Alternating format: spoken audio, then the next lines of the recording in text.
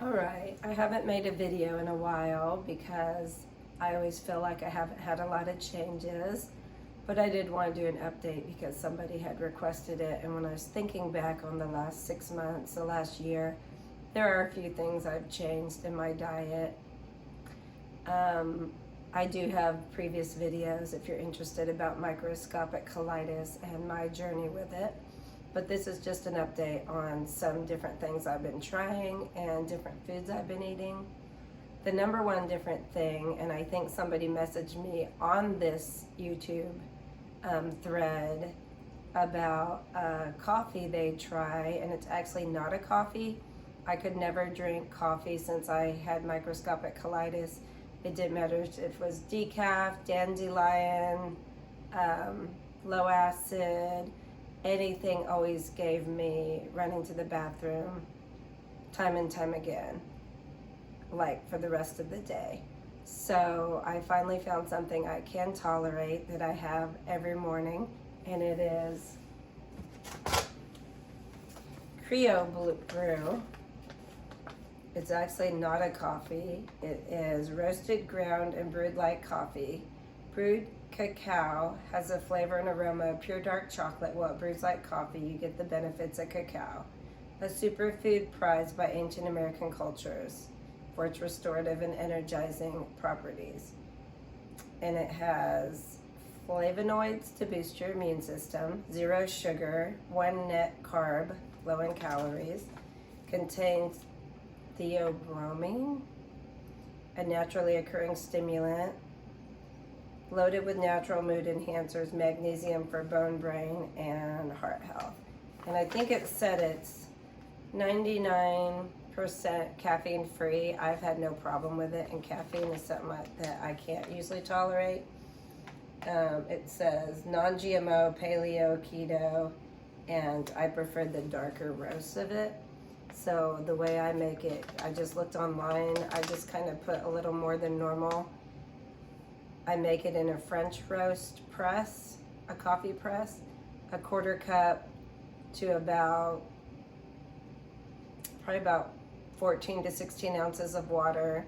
Let it sit in the press for 10 minutes. Then I stir it, let it sit another minute, press it, and add a tiny bit of my creamer, which is the nut pods.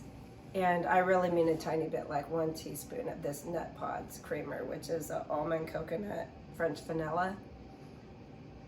I maybe could handle just some half and half. I might try that in the future. As long as I have a tiny bit of dairy, I don't seem to have trouble with it, but I'm not always brave enough to try different things. So that's one that I put in it. Another thing that's helped me a lot, I just found a podcast a few months ago, and the lady actually has microscopic colitis. It's not in the title of the podcast. I just happened to come across it when I was just looking for some new podcasts. Listen to it because it had to do with exercise and positive changes in your life. So I was listening to one of her episodes, and she happened to mention that she has microscopic colitis. So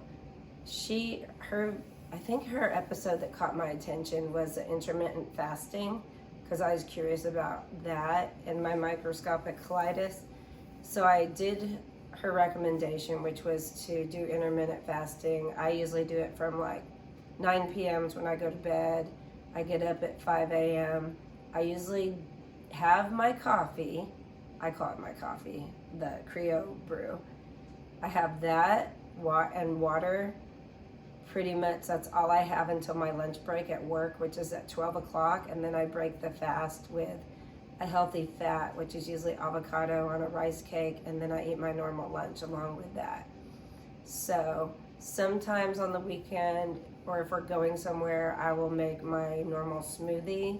But I used to have that every morning, and now I don't. I definitely find the longer I can go without eating, I know that's not good to go real long without eating, but it makes me feel the best. It's like gives my colon a break. Maybe that's why. So that's been my latest thing I've been doing. Another thing, I had seen another lady on YouTube, I can't remember her name, but she had talked about for your digestion, it's good to not drink water while you eat, and I've always been a big drinker while I eat. So a half hour before I eat, and I think about an hour, I just try not to drink anything before or after I'm going to eat my meal, like lunch or dinner. That has helped me a lot. I feel like I noticed a difference in just not having any stomach issues around after I ate, when I quit drinking so much water around when I, like a sip or two, I might have a sip or two, but that would be it. So I do feel like that helped a lot. Another food that I've been doing lately is the tuna with extra virgin olive oil. I eat that most days for lunch. Sometimes I have some meat, like chicken or beef or pork from the night before, or salmon, and with leftover vegetables, which I always have a big batch of steamed broccoli and steamed carrots that I can grab from, and I try to eat those with my lunch and dinner every day. So I'll try to do a little avocado also. Even with this, I put it on a rice cake at lunch. I do mix it with a little bit of dill relish and a little bit, maybe a tablespoon of mayonnaise. I have not noticed any brand of mayonnaise making a difference, so I usually buy just Aldi mayonnaise or whatever. Mix a little bit of this in here with a little salt and pepper, and I usually make 2 to 3 cans of this at once so I can easily have it on hand. Sometimes even in the evening when I need a snack, I'll just grab a rice cake and some more of the tuna fish. So now they have one with olive oil. I never liked the water ones. I don't know why, but I just feel like having the olive oil is good. I don't have to pay $4 a can. I know that it's maybe not the best choice buying this brand, but it's just something I've been doing that works for me. When I do have my tuna fish, I always try to have a little bit of my steamed broccoli and carrots with it. I've got so used to just eating steamed broccoli and carrots over the last few years that I don't even heat them up. I'll even put them in a baggie and have them as a snack, pull it out. The carrots are sweet, and of course I do try to do other vegetables. It's just those are the easiest ones for me to do real quick that I like all the time.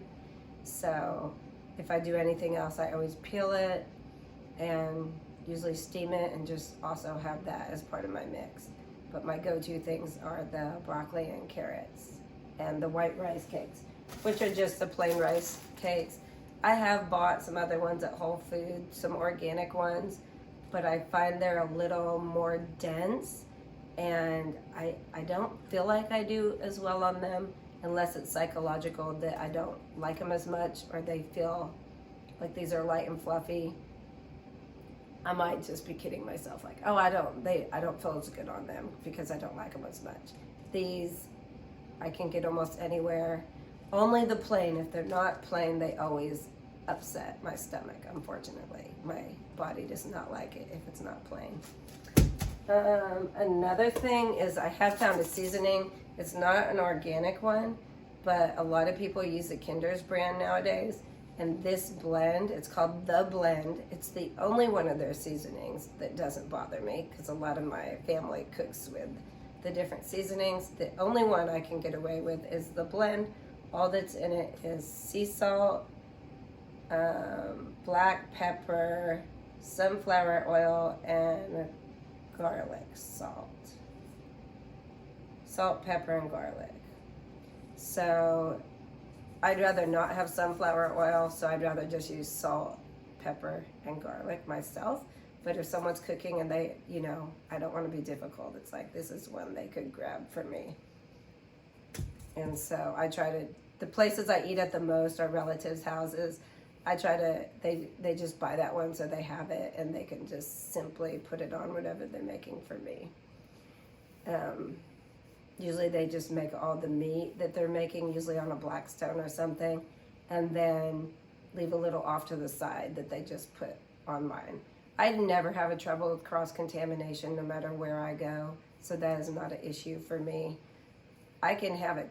I don't eat gluten, and if I try to get away with it, it does make me feel sick. Like all afternoon I feel sick, but not if I have a trace amount. Or if I had one bite of something, I think I would be fine.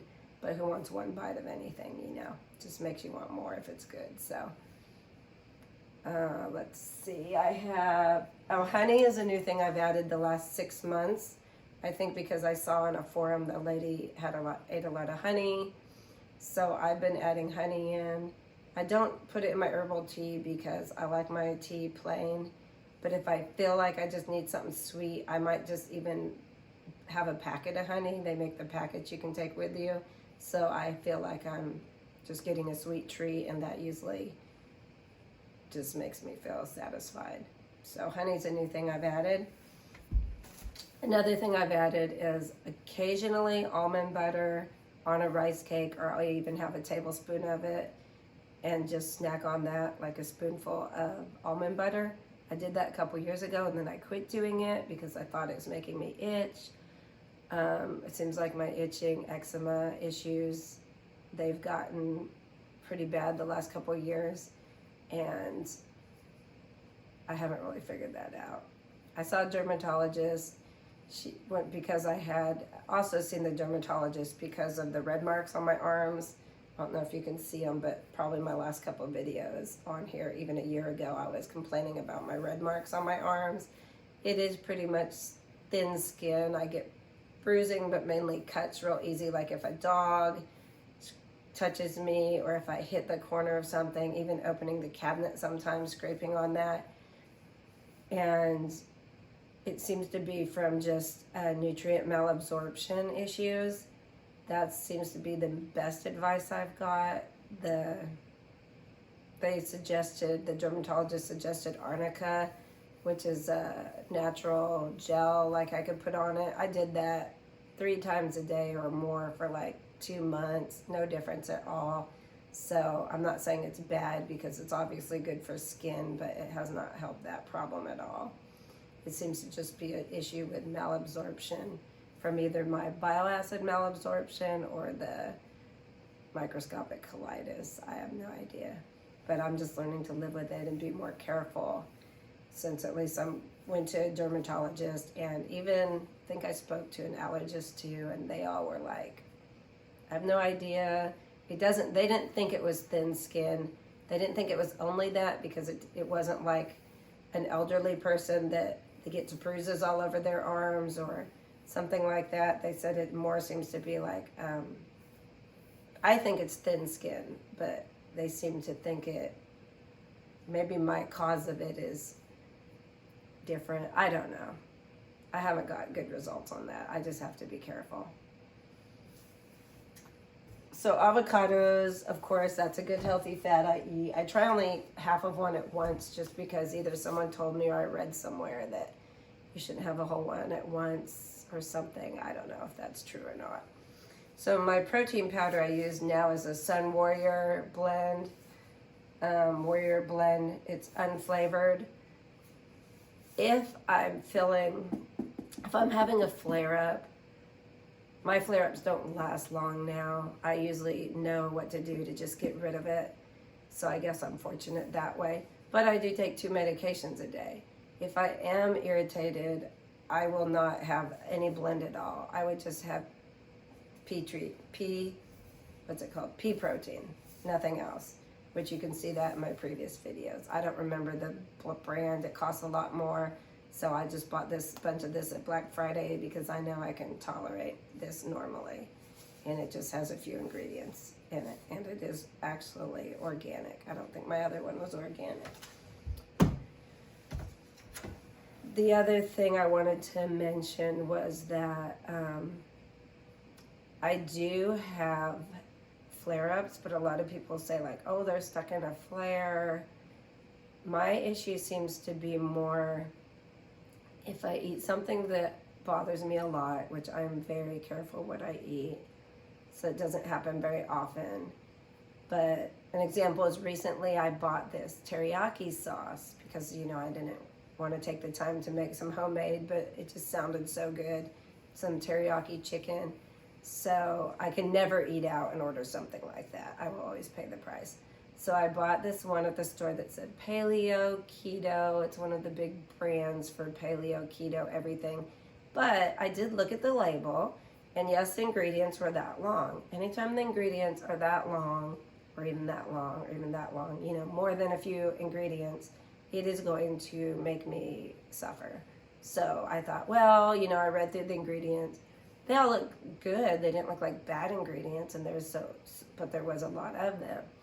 So I made that. I had that, and yeah, so my symptoms are, it's not diarrhea like people say, like, oh, I just have nonstop diarrhea. That's not what it is with me. It's more like I have either stomach pain really bad, and I put like a rice bag on it, and that does help the stomach pain. But part of it is I am running to the bathroom like urgent, you gotta go or you're just gonna die.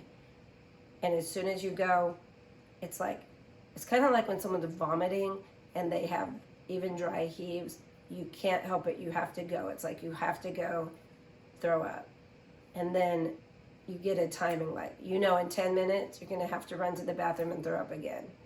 Another 10 minutes, 15, 20, whatever it is, but it's very routine, then you have to do it again and again and again every 15 minutes for hours. And you can't not do it because your body feels like you just have to, even if there's nothing left. So that's what happens with me going to the bathroom. It's not water, it's just, you know, whatever. Just going over and over and over again. And you're just doubled over in pain. And then you go, even if it's nothing hardly, and then you feel such relief, like after you throw up. And then it happens again and again. And then usually, I'd say every time, I also end up bleeding. And sometimes I start bleeding right away. And then that's a problem because then I have, you know, even in my underwear, there's blood. And, you know, that's hard. You gotta, you know, stick something in there for the blood so it doesn't soak through your clothes. I get bleeding sometimes pretty quick when I have these bouts, but it doesn't freak me out anymore because I just know it's going to happen. I definitely don't have ulcerative colitis or anything like that. And then the next morning, I'm fine. So it's just a situation where you know certain things are going to cause that, and you better be at a place where you have a bathroom that you can stay at for a few hours. Like camp out on the floor of the bathroom, camp out in the hallway because you feel so miserable. And I do feel nauseous also during that time, but I don't throw up. So that's what I get. So I don't think it's a flare. I don't know what you call it. It's a reaction. And then once it's gone, and in between bouts, I'm usually sitting there with a rice bag on my stomach, and that helps. And then when it's over with and I can finally go to sleep, then I usually snuggle up with my rice bag and just, you know, sleep for the night. And then the next day, I'm fine. But the next day, I'm also very careful about what I eat because of going through that. So that happened Thanksgiving. I was like, okay, yeah, I'm doing so great because I felt good for so long, meaning like several days. So I had some pie, regular pie. I ate like desserts, like some pie, rum cake, stuff like that. And it's not instant. It was like 3 hours later, that was me for the next, 3 or 4 hours. It was horrible. I shouldn't have done it. And then I didn't eat anything sketchy for quite a long time after that because, you know, it's fresh in my mind. But I'm trying to think of other things that have done that. Once I had somebody made me some, because I do well on Parmesan cheese, so they made a dip that was Parmesan cheese, I think a little hot sauce, which I do fine with hot sauce, and it only had like 2 or 3 ingredients. Maybe it had a little mayonnaise or sour cream. I usually can do sour cream. And they made that, and it was like a hot dip, like they heated up. I swear I did not have more than 1 tablespoon of that on like rice cake, whatever I dipped it in. It was so good, and that's what happened to me. A few hours later, that was my evening, just what I described already. So I don't know. It's sometimes some things I think I can handle, but maybe it was too greasy because it was a tablespoon of it, and the Parmesan melted cheese, makes it all greasy. It could be that. I usually don't eat anything greasy. A lot of stuff it's because I'm afraid it's going to make me sick, and I get nervous, just thinking about it. And they say stress is bad for you, can cause flares. Well, it's hard to avoid stress, so sometimes certain foods, the thought of eating them, even though I want to try it, won't cause that. So it's a hard situation. So that is pretty much my update. I still take the same 2 medications, which are cholestyramine. I do a powder. I was diagnosed from my upper endoscopy, however you say it. The upper one, they found I had bile acid malabsorption, which I wish my first doctor would have checked. He only did a lower GI colonoscopy. And I was really suffering a lot. So when I got a better doctor, they did the whole thing and found I also had that. And then when you do a little research, a simple Google search will show you, I think it's 40% of people with microscopic colitis also have bile acid malabsorption. So getting that diagnosed and just mixing this powder in my water once or twice a day has helped me probably more than anything when it comes to constantly being sick and feeling miserable. And then I do take 1 pill each day, which helps with, I was having a lot of, I think the doctor said it was like contractions or something within my lower GI, where I felt like I had to go to the bathroom all morning when I didn't. And I would get in there and I didn't even have to go, but they said that you can get these spasms. That's what they said. They're called spasms. And so there's a drug, it's an off-label use of the drug in a very, very small amount. Somehow they figured out that helps those spasms that make you feel like you have to go to the bathroom. So taking that every evening, I take it before I go to bed, and that's called nortriptyline. And if you look up nortriptyline online, in a high dose, they use it for like antidepressants, but this is like a very, very small dose of it, and it's N-O-R-TRIP, T-R-I-P-T-Y-L-I-N-E, and I take 10 milligrams. I don't know anything about how drugs work, but they tried to raise it. I tried to raise it to 15 milligrams once, and I had the worst headaches all day long. And so I've always stuck with 10. So I don't know how a huge amount of this they take as an antidepressant. It must be some different formula or something, since, I tried twice to go from 10 to 15, and the worst headache all day long in my life. My head felt really tight, and it was horrible. So I thought about trying to get off this when I'm off work in the summer, since I'm a teacher. But I felt like I did try to get off it once, and I was running to the bathroom a lot in the morning. So I might try that again this summer just to see if I still need it. But it was a game changer. This and the cholestyramine powder. They did have me on the cholestyramine tablets at first, but I couldn't handle that. Like, they hurt my stomach or something. So they said, oh, let's try the powder, and it worked perfect for me. And I take, show you what it looks like. It looks like Tang, literally.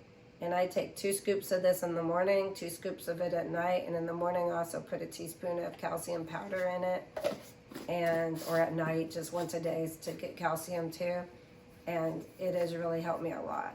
The first one they gave me of this, and this is on a previous video, but just a warning, when they first prescribed it to me, my GI doctor, when I couldn't do the pills, the pills were called like cholesterol or something like that. It's not that, no, it wasn't that I couldn't do it, it's that they didn't help. That's what it was. they didn't help. I think that's what it was. So they said, let's try the powder. It gets in your system faster or whatever. And that did help a lot. And I've used it ever since. I go through 4 of those a month, 3 to 4. And I usually have to have it twice a day. And I guess if I didn't, what happens is then I have the diarrhea. That's how I have diarrhea, like all day long, watery diarrhea, on and off all day. So that helped me. So if you haven't had your your small intestine checked, I would do that. I would do another colonoscopy in a heartbeat, because that is what gave me the relief that I got, is just having all that done, drinking that nasty stuff, suffering through that. To me, it didn't matter, because that's what got me diagnosed, and I've got help ever since, just reading nutritional things. Oh, the best books I've found, probably every person that's been diagnosed already has this book. Wayne Persky. This book, if our doctors would read this, they would learn so much about microscopic colitis, because I learned so much in here that it's helped so much. And in here it even says that a large amount of people have bile acid malabsorption also. So that's another thing you need checked. And it says it when you just Google it, though, so I don't know why doctors don't even know that. They just don't seem to know anything. Then another book that was wonderful, just maybe real motivating and just helping inspire me to stay healthy and take care of myself and deal with it, is this book. It's called Cured, C-U-R-E-D, by, trying to find his name, Jeffrey Rediger, Jeffrey-Rediger, and the remarkable science and stories of spontaneous healing and recovery. Like, I'm not saying I'm going to spontaneously be cured or anything. That's not even what I'm hoping for. But that book has so many stories in it, and it's fascinating. And then another one I have not read yet. I do a lot of listening to books, but this one is recommended, The Relaxation Response by Herbert Benson, MD. There's so much out there now on meditation and relaxing and stress relief. So I really do focus on that, and this is next on my list to read. This is an older book, but it has so many people recommend it for very good tips on stress relief and the relaxation response, because I don't think anybody can keep stress out of their life. So these are ways to help you deal with it and keep your body just more calm and get your breathing corrected, and also something I can share with my students as a teacher, because kids nowadays seem to have a lot more stress and anxiety than they used to. So those are my updates. I hope it's helpful. I appreciate all the comments, and I always do look into and try things that people recommend online. So I hope that was an informative update. Not a lot of things have changed with me, but I just really keep my eating simple, fresh. Don't do any peels. I even peel pickles if I'm having like pickles and something. So when I put the relish in my tuna fish, it's a very small amount, because I'm sure those pickles aren't peeled. Or I can peel my own pickles and cut them up and put them in there. I do peel everything, even radishes, peel radishes. I'll saute them, put them in my vegetable mixture. I eat a lot of white rice. I eat a lot of potatoes, sweet potatoes. Those are a big part of my diet, and healthy meats. So, and tons of broccoli and carrots and sweet potatoes and avocados. Those are probably the 4 top things I eat. Occasionally some strawberries, frozen blueberries, and frozen bananas in my smoothie with just a protein powder, collagen powder, and some coconut milk. I did soy milk for several months. I seemed to be itching a lot, but now it's a lot of my eczema things I'm trying to figure out. And food might not even be related to my issues at all. Might have to just, unscented laundry detergent, but then I notice I'm washing my dishes with regular dish soap. So trying to do different things for that. But as far as microscopic colitis, I'm doing so much better with the intermittent fasting and drinking a lot of water in the morning when I feel thirsty, and then my afternoons just go so well. So, oh, one more thing. Alcohol, if I ever drink wine, it seems to bother me instantly, like major attack where I'm doing the thing for hours that I described earlier. But I seem okay if I have a drink that has hard alcohol, like gin. I'm not even a major alcohol person, so I can't think of another one. Something with some rum, so rum and coconut milk with a splash of like vanilla, that's something I have. Gin with lime. I do a little tonic water. It does have sugar in it. I do not do it if it has high fructose corn syrup. I'll have one with the regular sugar in it. And I drink lots of bubbly water, which is not the brand bubbly, but any of the carbonated waters with nothing added, and mix that to just drink. And lots of just fresh water. So occasionally if I had a issue the day before where I was going to the bathroom nonstop in the evening, I might throw a liquid IV in there. They have a lot of sugar in them, but they don't have anything artificial, I don't think. So I try to avoid that stuff too, though. But I'm just saying, once in a while, I might do something like that. So anyway, hope this was helpful. Keep leaving me comments because I sure appreciate everybody's advice.